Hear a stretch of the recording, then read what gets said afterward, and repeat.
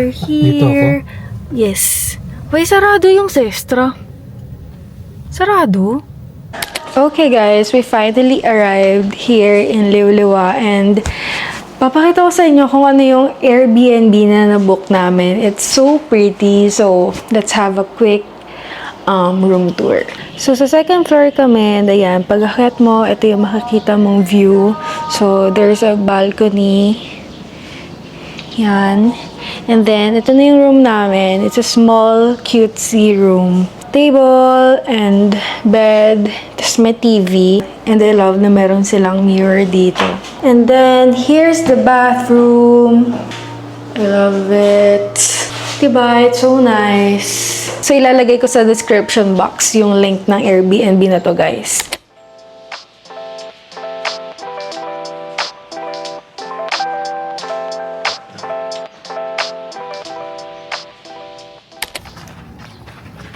So, we haven't eaten anything yet. Kaya naghahanap kami ng makakainan. Guys, nakaupo kami dito sa sand kasi hinintay namin yung sunset. Nag-picture kami. Ang balak sana namin is kakain muna kami kasi we haven't eaten yet. So, gutom na kami guys. Pero kasi pag kumain kami, mukhang hindi namin maabutan tong sunset.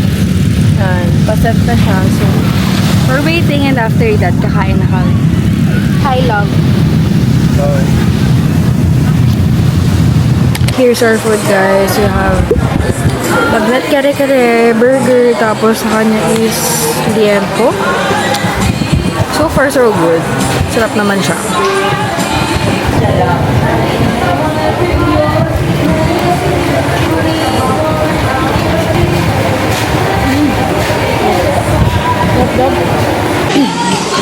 So guys, we're done eating and we're here at Mami Phoebe's.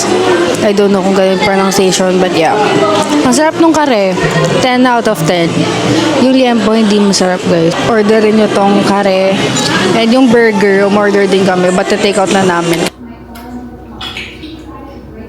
So I changed into my PJs already.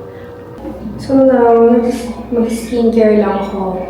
And ngayon ko lang na-realize, I forgot my cotton pads. So, magdi-DIY muna tayo para makapag-toner. So, this is our official day 1. And actually, late na nga kami nakapunta because ang dami pa namin ginawa. Late na kami nakarating here kasi ang check-in namin is 2 p.m. So, nakarating kami dito ng mag-5 p.m. Inabol talaga namin yung sunset, guys. Kasi sayang yung araw kung hindi namin maabutan ng sunset. So, good morning everyone. This is our second day here in Liuliwa, Zambales. This is our first full day. So, kahapon we arrived here. So, late na. And today, we can maximize the whole day. Today is Wednesday and 11 a.m. na. So, we haven't eaten breakfast yet. Kaya, medyo gutom na ako, guys. You know what, guys? This is my first ever trip. Gagamitin ko tong DJI Osmo Pocket 3 ko. So, I guess it's a good start. I'm manifesting more travels, more trips using this camera because it has always been my dream to have this camera. So, as you can see, nakapag-curl na ako ng hair. My hair is done. Magme-makeup na rin ako. And this is my makeup pouch. You know what guys? Every trips, as much as possible, I try na kontian lang yung dinadala kong makeups. But I end up, sobrang dami ko pa rin nadadala. Ending, hindi pa rin siya nagkakasya. Yan. So, I guess it's time na bumili ng bagong makeup pouch na mas bigger. So, right now, nandito ako sa balcony ng Airbnb namin kasi as you can see, ang ganda ng background. So, dito ako nag-ano kahit mainit. Ang ganda ng villa na to, guys. Kasi, ang ganda ng room. Yung mismong structure itself, super nice. Tapos, accommodating yung mga staff. Hindi lang siya beachfront and wala rin pool. You know what, guys? Sobrang daming nangyari. As in, super na busy kami. Kasi after SEM namin, diretso grind. Like, ang dami namin ginagawa ng boyfriend ko. So, wala kaming time mag-vacation. As in, etong trip na to, super biglaan lang din. Nung gabi ko lang siya binook. So, kinabukasan, diretso na agad kami. Kaya, na-late din kami kahapon. Kaya super happy rin ako na natuloy itong beach trip na to, guys. Kasi, I need it. I need it so much. Kasi sobrang ang daming nangyari. Sunod rin yung event namin. So, we have no time. Adult things, guys. Pag tumatanda na kayo at pag-graduate na kayo, iniisip nyo na kasi yung future nyo. So, parang wala kayong ginagawa kundi mag-grind. Ang agenda namin today, guys, magla-lunch lang kami kasi hindi pa nga kami kumakain. And siguro mag-chill lang doon, naghahanap-hanap ng resto. After namin kumain, ayan, siguro babalik lang kami here. And after that, mga 3 p.m, pupunta na kami dun sa beach. Gonna wait for the sunset again. So, ayun lang ang agenda natin today.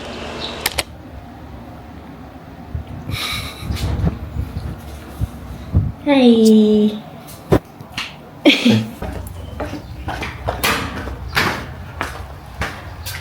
Guys, nag-film ako ng Get Dressed With Me. Panoorin yun sa TikTok ko. Yung villa namin, nasa loob siya ng Sestra, Liwa. So, kung alam niyo yun, kung alam niyo yung Sestra, famous cafe yun here. And ayan, ayun yung villa namin. So, ito lang yung Sestra, guys. Nandito kami sa loob. So, I think same owner lang yung villa namin and yung Sestra. Ayan, Sestra. Isa lang naman po nasa isma. So now we're going to Liwalize kasi gusto kumain doon ni Allen. So we've been there last year. Na-try na namin kasi meron doon wood-fired pizza. So ayun lang yung wood-fired pizza ata dito sa Liwaliwa. So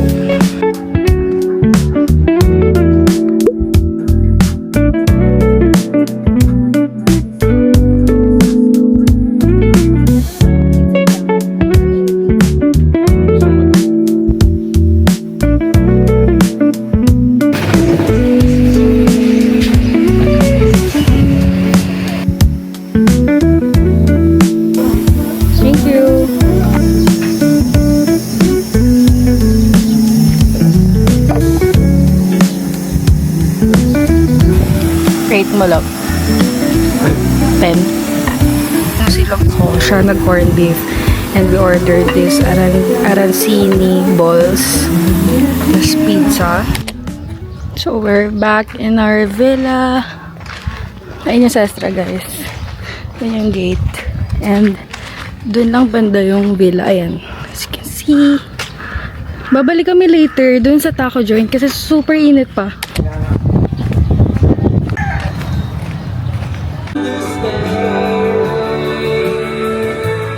Guys, we're here sa taco joint. Umorder ako ng food. Yan, we're waiting for our food. Ang init lang kasi walang silungan and ang daming tao.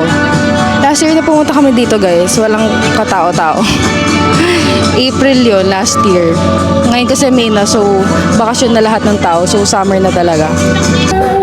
This is our food.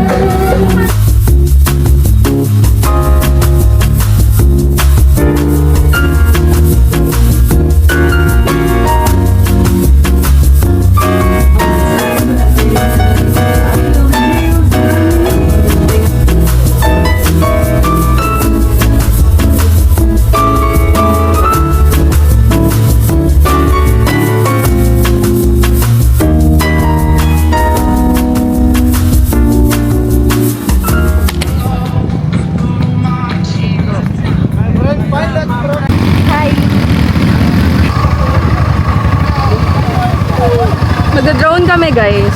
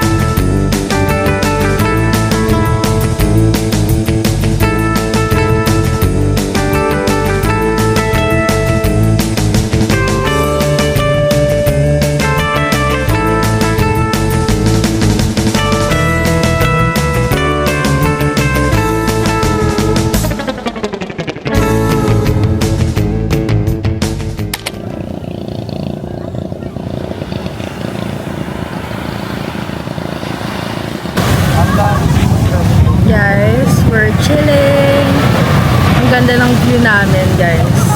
Hi. Thank you, Lord, for this life. We're back. Love, ang dami na namang lizard. Meron nga sa gabi, no? Oo. Guys, ang ganda ng villa na to. But, sobrang daming lizard sa gabi. Papakita ko sa inyo. Guys, do you see that? Yan pa, oh.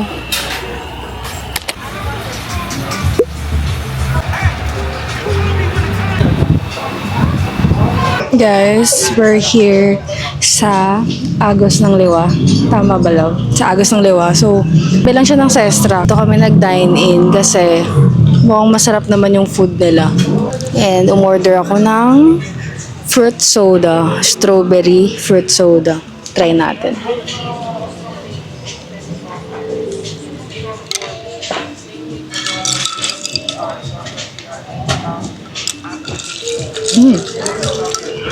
Sarap. Kung magtatanong ko kayo kung mahal dito sa Liuliwa, may mga mahal na food, may mga affordable foods naman. But nasa sa inyo yun kung magtitipid kayo. Of course, kung naka-budget kayo, go for mga affordable mga restaurants here kasi meron dikit-dikit talaga. Halos lahat ng accommodation dito parang halos may mga restaurant. Pero syempre kung gusto nyo matry yung mga talagang spots, famous spots na restaurant here, ayun, medyo mga pricey. Here's our order, guys. Hindi pa complete but we ordered sausage and fries, tapos chicken, tapos kulang pa ng beef, umorder kami.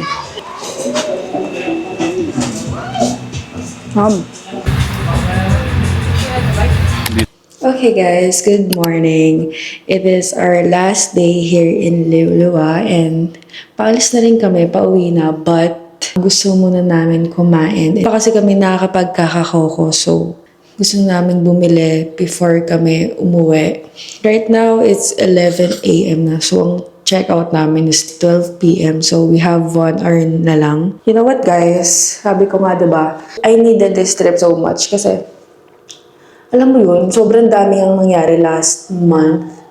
To the point na na-drain ako sa school. So, kailangan ko mag-breathe. Alam mo yun, kailangan ko ng pahinga. Kailangan kong makipag-isip-isip, makapag-unwind. Lahat naman tayo ganun, di ba? Pag may mga nangyayaring hindi okay. Disclaimer guys, hindi ako broken. This is not about relationship. Sobrang okay kami ng boyfriend ko. And I'm so thankful for that. Hindi rin siya family problem or what. It's just that nag-existential crisis kasi ako right now kasi pag-graduate na rin ako. So, sobrang dami kong thoughts na kailangang i-process. At dami kong feelings na nafe-feel lately. Hindi ko alam. Pero sabi nila ng mga friends ko, ng mga graduate na. Ganun daw talaga pag pag-graduate na like, mafe-feel mo talaga yun kasi pag-graduate ka na, so what's next, diba? Despite everything na nangyari, parang na-realize ko na okay ang buhay. Like, masaya ang buhay. Masyado ko lang pinoproblema or iniisip yung mga hindi pa dapat isipin. Parang I need to slow down. Ayun, parang na-realize ko, life's still good, diba? Parang walang magbabago doon. Pero at the same time, it's so important na kailangan mong i-process yung thoughts mo. Like, it's okay not to be okay. It's okay na to feel things. It's okay to be sad sometimes. Hindi naman lagi kailangan masaya na okay ka lagi. So important na i-feel mo yung ganong feelings mo. Kasi doon mo may help yung sarili mo eh. So kung na-experience mo rin siya right now, okay lang yan. Like, i-process mo lang. And the next day, doon ka bumangon. Kasi walang mangyayari kung magiging malungkot ka lang, diba? Kaya itong trip na to, sobrang reminder siya sa akin na despite everything, life's still good. Hindi mababago yun. Lucky pa rin ako kasi nakaka-experience ako ng mga ganitong bagay. Guys, ang dami ko ng chika. I'm so sorry. Gusto ko lang mag-dump ng thoughts.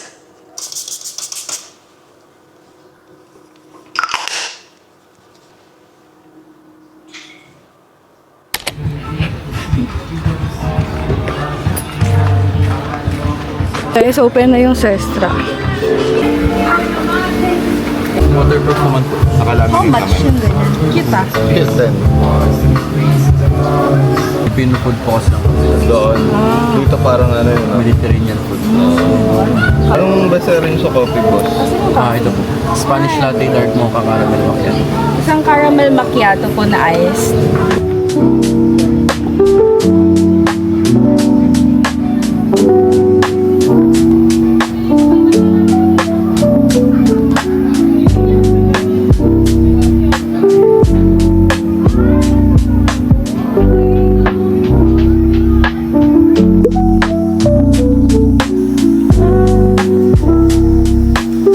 Itong crispy kare-kare best seller yun po. Food sa kare. Sisig po, palu wings, barbecue wings, tsaka gambas. Hindi yun na lang. Isa pong sisiklian po.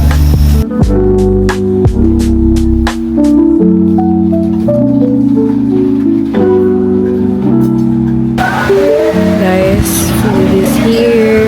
Sisig and yung famous na kare-kare ng Kapitan's Liwa.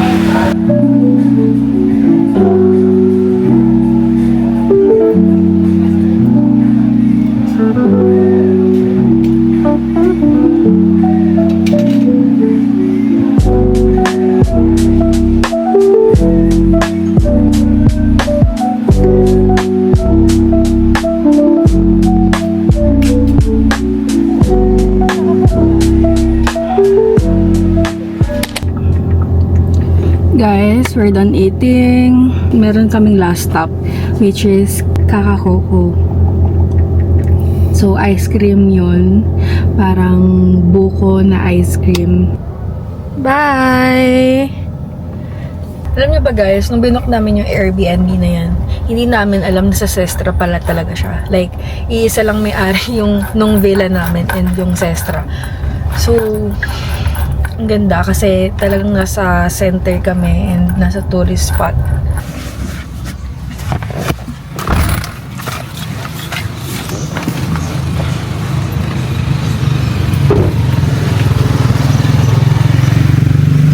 We're here.